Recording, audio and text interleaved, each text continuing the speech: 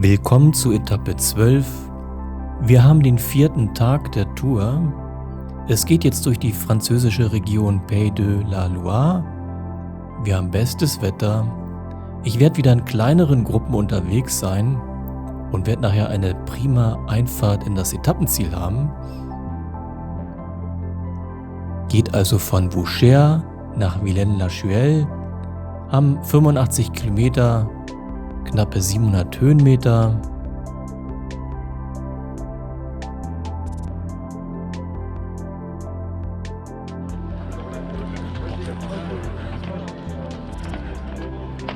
So, und Aufnahme starten. Haben also jetzt 8:20 Uhr am Mittwoch. Das ist das Crazy Bike von Stefan. Er wird gut finishen mit seinem Velomobil. Es ist noch etwas kühler, so man sieht, die meisten haben noch die Westen an. Und so starten wir jetzt zu Etappe 12 in Vauvert.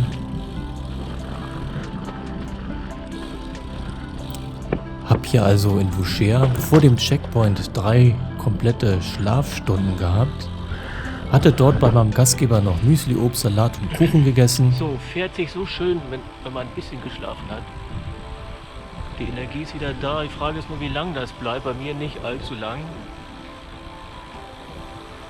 Weiß ich, spätestens nach 100 Kilometer wird das wieder losgehen. Dass mir schlecht wird. Hier lang. War hier am Checkpoint nur kurz den Stempel holen. Hab ein bisschen geguckt und dann bin ich gleich auch wieder weitergefahren.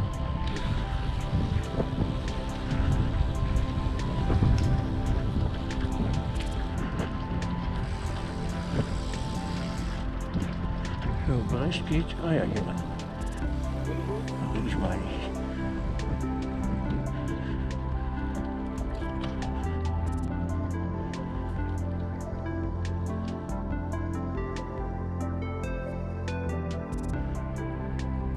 Ja, alle haben noch Beinlinge an, Armlinge, die Westen an, obwohl es ja schon hell genug ist. Und vielen, die durchgefahren sind, die Nacht, denen ist sicherlich noch kalt. Und ich bin relativ fit, also die 3 Stunden Schlaf haben jetzt wieder wirklich Wunder bewirkt. Und habe auch was frühstücken können. Hab also Energie. Und so geht's erstmal aus der Stadt langsam raus.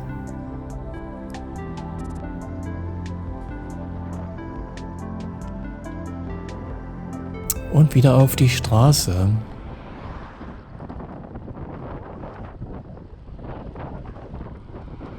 Und fahren jetzt der aufgehenden Sonne entgegen.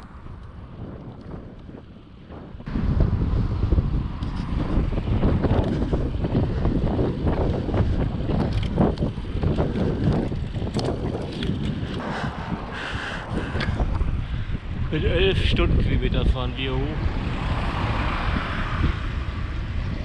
Und der Berg ist lang. Das ist ja so gedreht alles. Und anfangs wollten wir noch nicht so in die Gänge kommen. War also doch mit reduziertem Tempo, die wir jetzt die Straßen entlang fuhren. Und es bildeten sich nur so kleinere Gruppen, die aber alle ähnliches Tempo fahren wollten.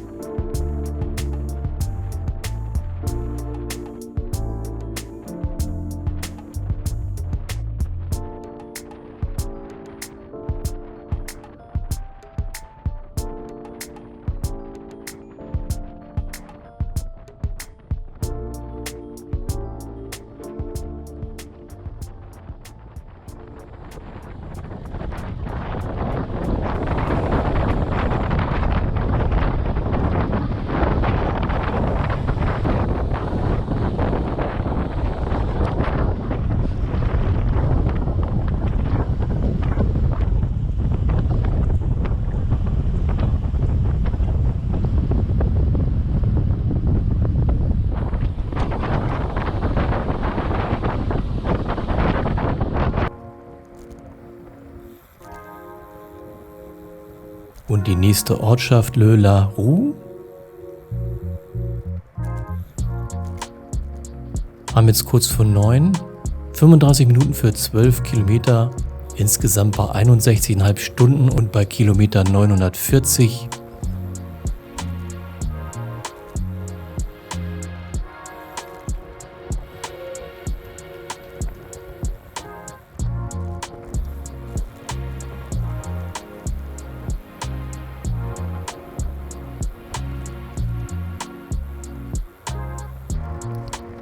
Hier hat einer am Zaun geschlafen, hat sich da dann hingelegt, mit dem Rücken an die Mauer und hat da wohl ein bisschen Powernapping betrieben.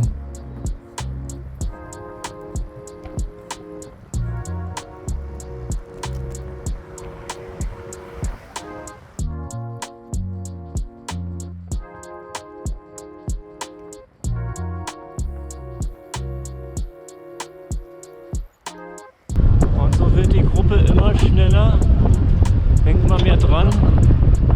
Irgendwann kommt einer vorbei, der ist ein Tick schneller. Und wenn der Vordere sagt, da gehe ich mit, dann wird die Gruppe schneller. Ein paar fallen vielleicht ab und wollen nicht so schnell. Aber jetzt haben wir einen, der scheinbar schon gut Speed macht. Gucken, wie es wird, wenn es gleich bergab geht. Aber wir haben doch Wind von vorn. Ist nicht viel, aber er ist halt von vorn.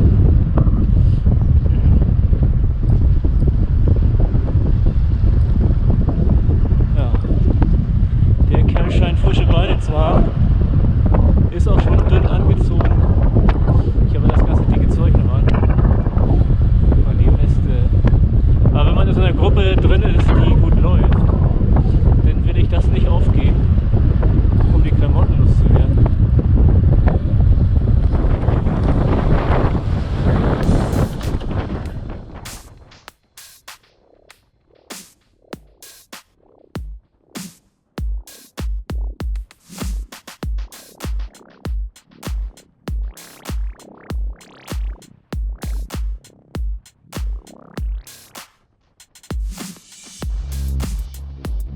Ja, vorne, der mit dem weißen Trikot, das ist Daniel Chaveri aus Spanien mit der E202 und der fuhr deutlich schneller als die anderen und unsere kleine Gruppe hat sich dann gleich rangehangen und hat geguckt, ob wir mithalten werden. Aber ich werde der Einzige sein, der nachher mithält die ganze Zeit. Zum Glück wird er jetzt demnächst einmal eine kurze Pause machen, sodass ich mir dann auch mein dickes Vlies ausziehen kann, denn so langsam fange ich an zu schwitzen.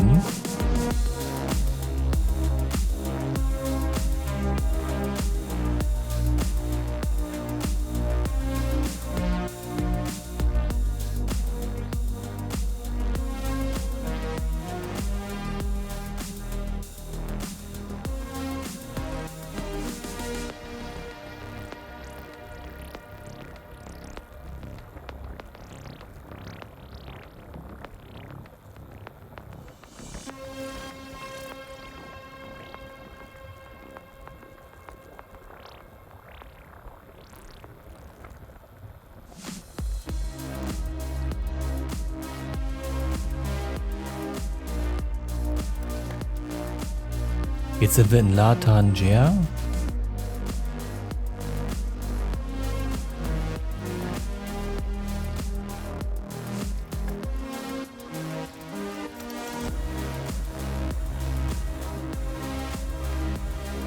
Wieder so ein Verpflegungspunkt, der recht voll war.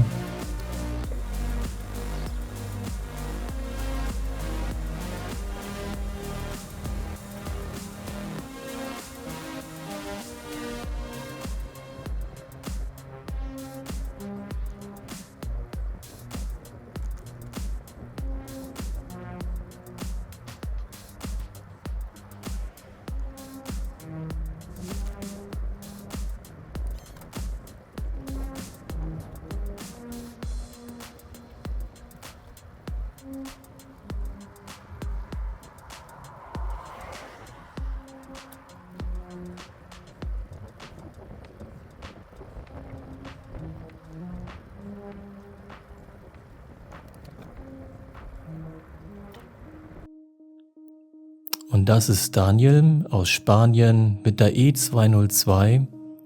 76,5 Stunden wird er brauchen. Und er fuhr allen davon.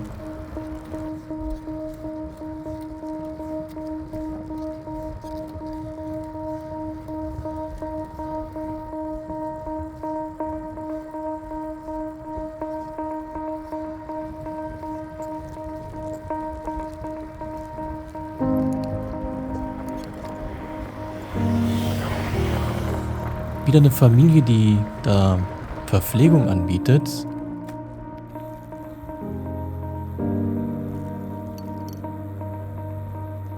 Haben jetzt 9:30 Uhr, 50 Minuten seit Etappenstart bei 18,5 Kilometern. Insgesamt jetzt bei Kilometer 946 mit 62 Stunden.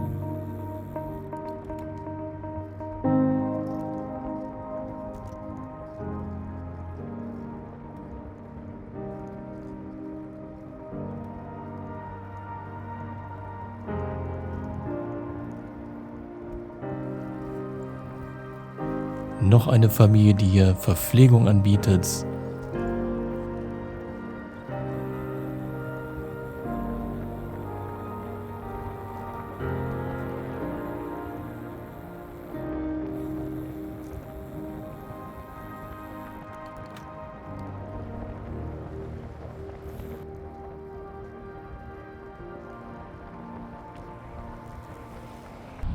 Und meine Kollegen Thomas und Marc mit 79 und mit 78,5 Stunden. Hi, da bist du wieder. Hier, halt doch die Kamera. Moin Jungs aus Kiel. Kommt mit ran.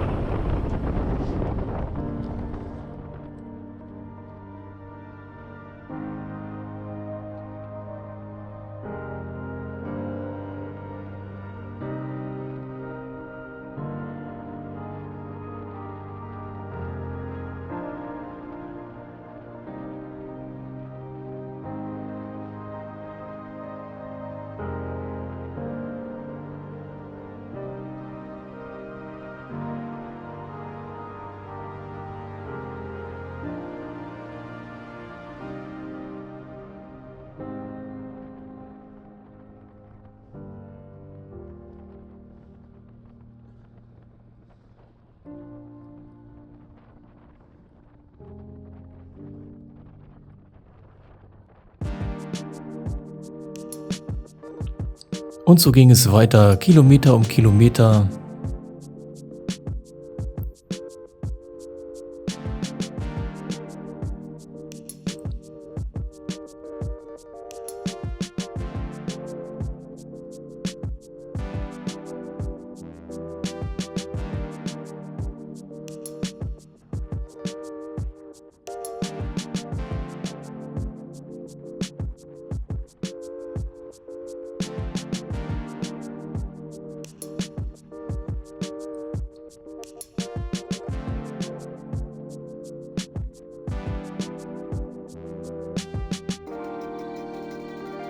Und das ist sein Tempo, wenn er bergan fährt.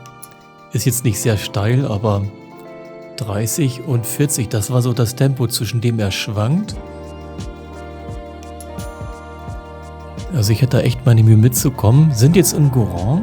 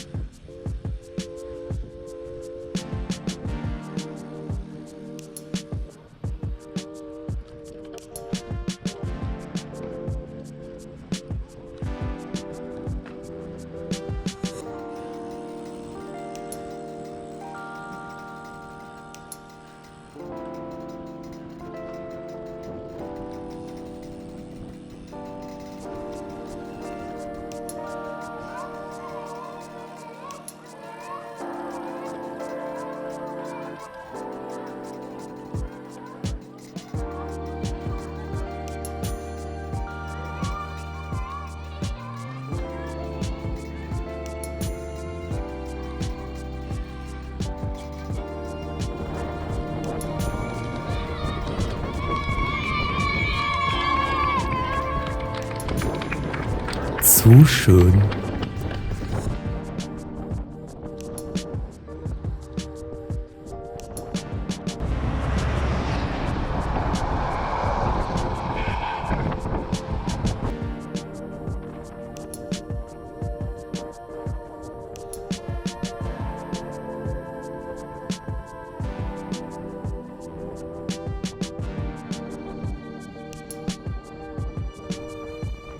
Haben jetzt 10:30, 1 Stunde 40 für 41 Kilometer, sind bei Kilometer 969 in 62 Stunden. Und weiter geht's über die Straße mit Tempo zwischen 30 und 40.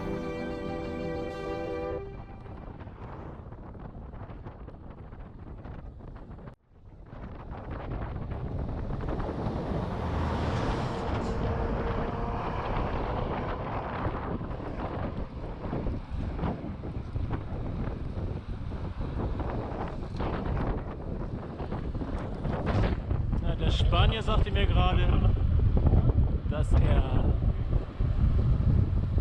es liebt, schnell zu fahren über den Tag und dafür in der Nacht lange schläft. Also er hat letzte Nacht 7 Stunden sich gegönnt. Deswegen kann er jetzt so lange diesen Druck halten. Und ich komme gerade so hinterher, aber es macht Gaudi.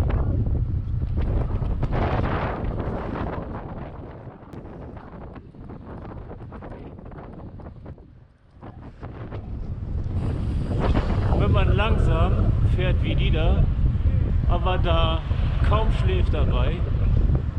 Ja. Eigentlich sind sie alle gleich schnell nahezu.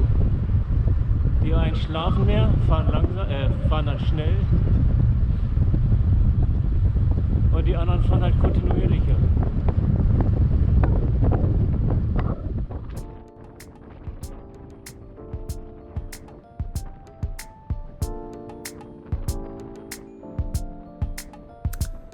Wieder eine größere Stadt.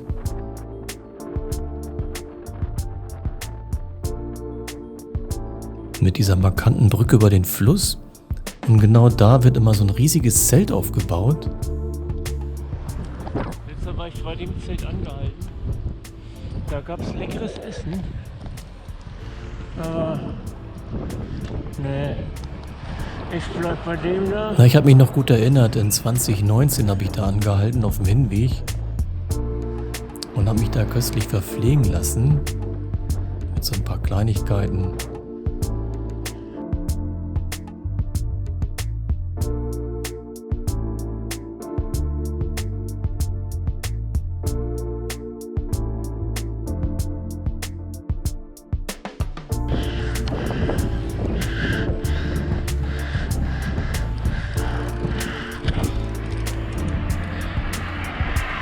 Ich lasse ihn ziehen. Ich komme da nicht hinterher mehr.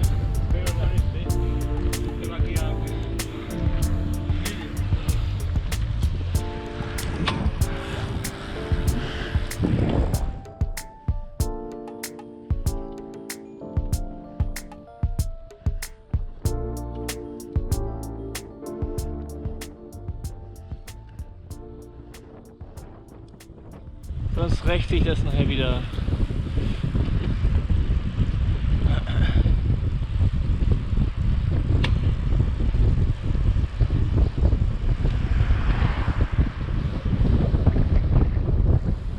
...250 Kilometer habe ich knapp noch.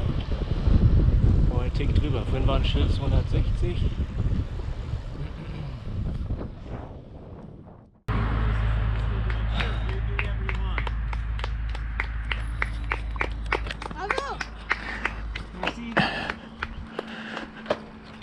Bye bye.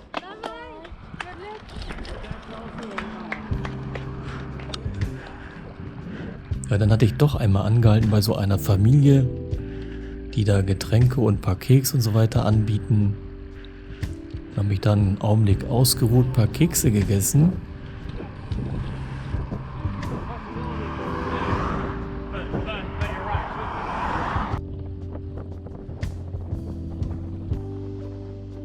Haben mittlerweile kurz vor 11 Uhr. Der größte Teil ist geschafft. von der Etappe. Und jetzt sieht man immer wieder, so gerade in den kleinen Ortschaften, dass die Anwohner kleine Schilder aufstellen, wo die dann den Rest der Kilometer bis Paris anschreiben. Und wieder durch so kleine malerische Städte, durch die wir fahren.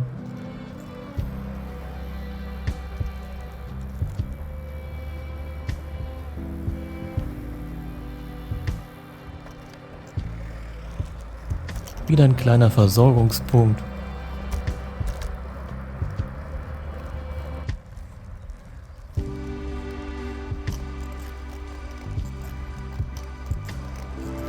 Nächster Berg hoch.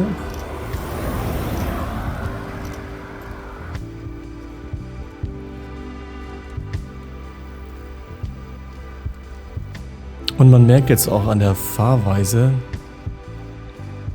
das stecken jetzt allen knapp 1000 Kilometer in den Beinen und massiver Schlafentzug. Und teilweise sieht man auch Leute, die nicht mehr wirklich sicher fahren und die sehr, sehr abgekämpft aussehen.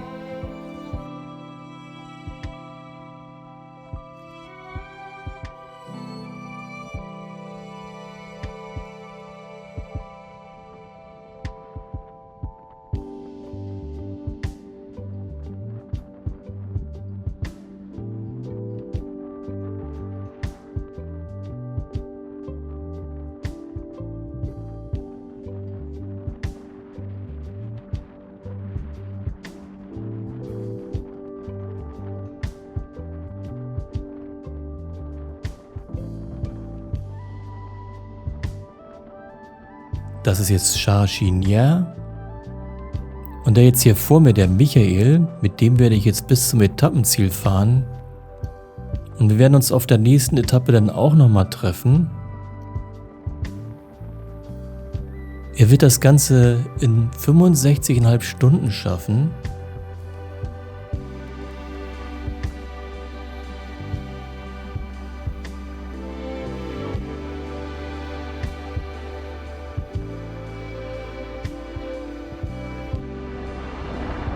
Na, die werden keine Abnehmer finden.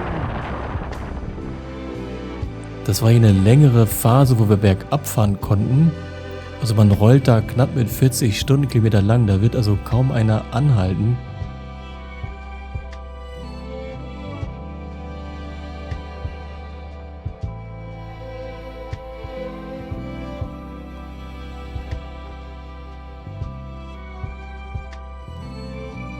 Die halten hier sogar den Verkehr für uns an. Oh, merci. Sind jetzt in Le Ribet. Haben jetzt 11:20 Uhr. 3 Stunden für 68 Kilometer. Und 4 Kilometer fehlen uns noch, dass wir die 1000 knacken.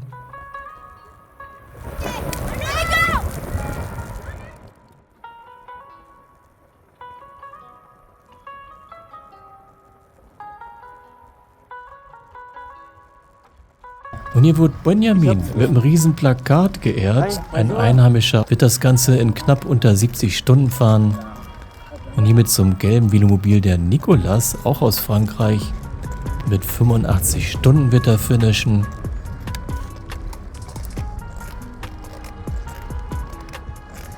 Der nächste da aus Indien, Daytona, wird das aber auch schaffen. Hat sich da wohl nur etwas ausgeruht. Wird also knapp 84,5 Stunden brauchen. Und jetzt haben wir die magischen 1000 Kilometer geschafft.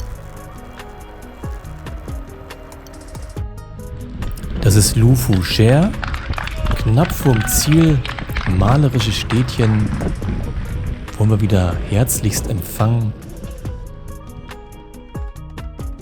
Sind jetzt in Vilaine-la-Chouelle und ein paar wenige Meter nur noch vom Ziel entfernt.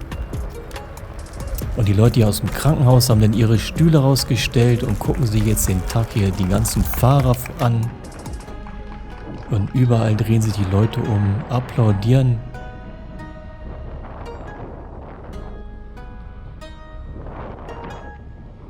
Hab jetzt also knapp unter 4 Stunden für die 86 Kilometer gebraucht. Kurz nach Mittag komme ich hier rein. mit einem Wahnsinnsapplaus. Das ist so mein Lieblings-Checkpoint hier. Ich finde die Stimmung einfach zu schön. Aber es wird komischerweise der Checkpoint sein, wo ich die kürzeste Aufenthaltsdauer haben werde.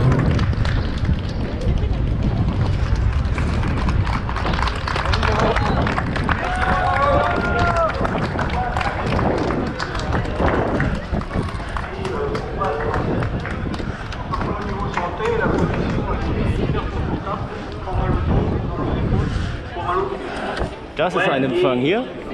Total klasse.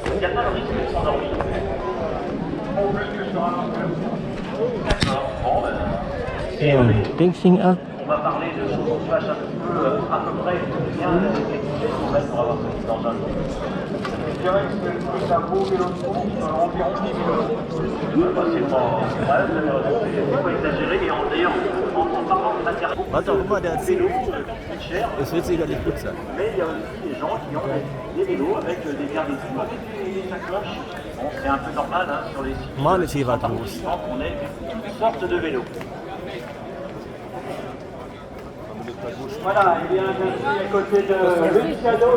Und der ist wohl gestürzt mit Halskrause-Muster fahren.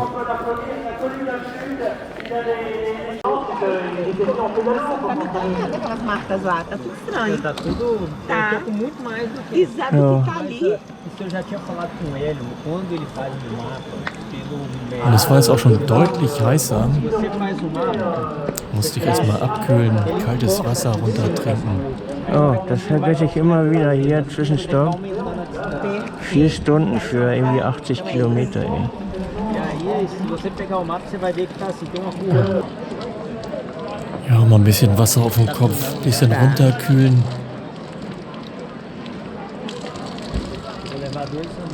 Und dann ging es erstmal zum Stempeln.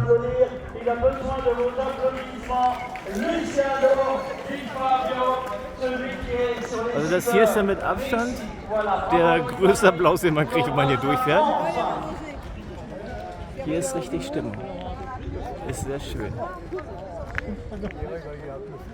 Von den Stempeln. Hallo. Und diesmal bin ich nur kurz ins Zelt rein, den Stempel holen, gleich wieder zurück. Gar nicht in die Kantine reingegangen.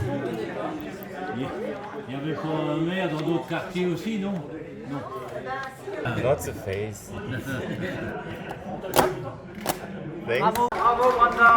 Hab noch einen kleinen Augenblick geguckt und bin dann auch gleich wieder weitergefahren.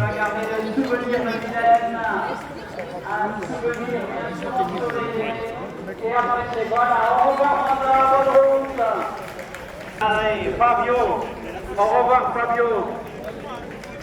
Voilà, il est midi et demi, donc on va faire une déjeuner. Hein, si vous le souhaitez, vous allez soit près de la mairie, là, je vois d'allumer, ou alors vous allez au... Hier wird schön gegrillt. Hunger hätte ich ja, aber ach nein, das ist für die Gäste hier. Also die Besucher, die sitzen da, die haben ja Zeit. Die Würste sehen ja lecker aus. Ich hätte direkt Lust, so ein Ding zu essen. Hey. Ja, das hat so gut gerochen da. Oh Mann. Aber mein Bauch wollte noch nicht so recht und ich weiß auch nicht, ob eine Wurst was Gutes ist für eine Fahrt. Das könnte sich fürchterlich rächen nachher auf dem Berg, wenn man wieder mit viel Leistung da lange Stunden fahren wird.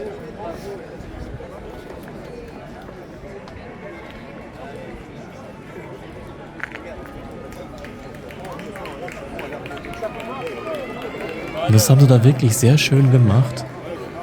Stehen da überall auf der Strecke so Helfer, die einen da durchwinken und einem freie Stände zuweisen.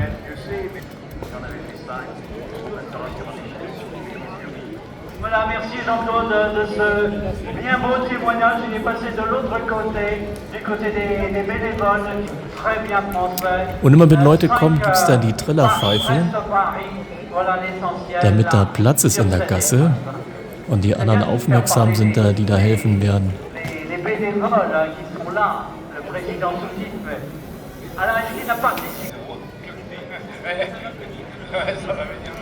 il regarde pour l'instant comment ça se passe.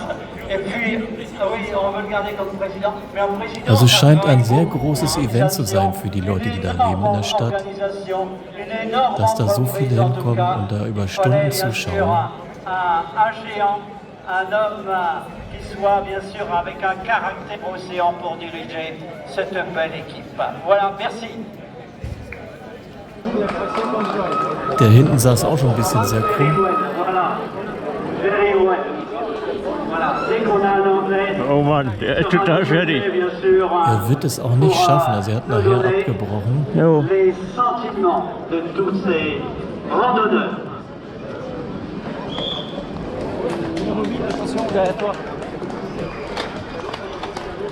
Voilà, c'est un Allemand qui s'en va, Guido Wulsch, non plutôt un Belge. Oh, die haben mich hier genannt.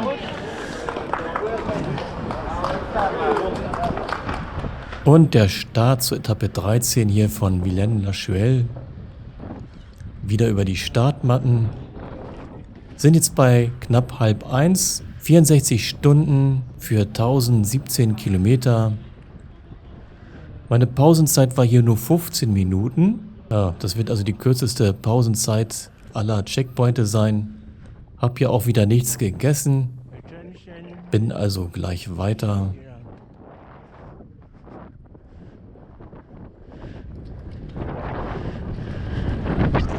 Jo, die haben mich doch tatsächlich eben benannt. Aber was die gesagt haben, weiß ich leider nicht. Wahrscheinlich so heißt es. Ach, war scheiße. Zu spät gesehen. Also hier runter. Und es geht weiter. Und es wird verdammt heiß den Nachmittag werden. Wir werden später so eine kleine Wasserschlacht haben, wo die Leute mit Gießkannen von Kindern und deren Vater begossen werden, wer mag, um etwas runterzukühlen. Und beim nächsten Checkpoint wird mir ein klitzekleines Teil am Rad brechen und das wird mich fast davon hindern, weiterzufahren. Und wie das weitergeht, das seht ihr dann im nächsten Teil.